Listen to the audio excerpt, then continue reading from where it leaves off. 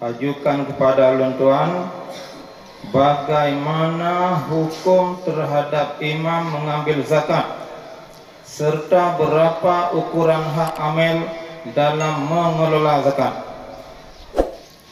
Jawab, imam jid gecok zakat bak hak amil ganya bekerja mengelola zakat dengan syarat imamnya dilantik oleh raja. Hana memada imam dipilih oleh rakyat. Dalilnya kitab I'anatul Talibin juzuk yang kedua halaman 190. Wal amilu wa huwa may yab'athuhul imam li akhdhi zakat wa hadzal ba'thu wajibun la qadin wa walin fala yu'tayani min az-zakat bal yu'tayani min khumusil khumus illam yatatawa'a bil amal.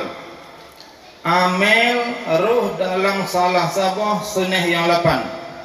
Amil urang yang gelanti oleh imam, hukum lantik amil imam desa wajib. Maka imam sebelum nak SK bupati tidak boleh mengambil zakat, walaupun kalau dipilih oleh rakyat.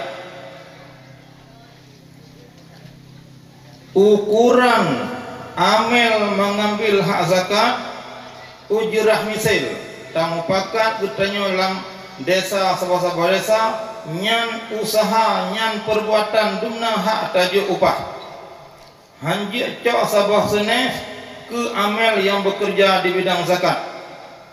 Dalilnya Mahali juzuk yang ketiga halaman 201. Wal amilu yu'ta ujrata misli amalih fa in zada sahmuhu 'alaiha ruddal fadil ala sairil asnaf wa in naqasa kummila min mali zakat summa yuqsamu. Amil gujuk hak bekerja ujrah misil amalannya dumna hak bekerja mufakat masyarakat menyelebih daripada bahagian gaknya dalam sabah seneh nyu kembalikan kepada seneh-seneh yang lain menyehansip gujuk bah seneh zakat kemudian baru dibagi. Kesimpulannya imam jid gujuk zakat dalam gaknya mengelolakan zakat dengan syarat imam dilantik oleh raja, ini bukan SK bupati. Hak amil yang bekerja dia gecok ujrah misil hanya gecok sabah seneh menyehansip tamah busib menyelebih hijau kepada seneh-seneh yang lain.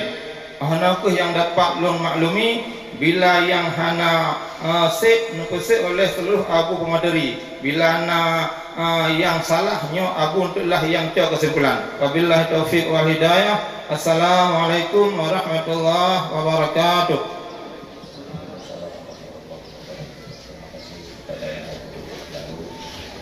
Kemudian selanjutnya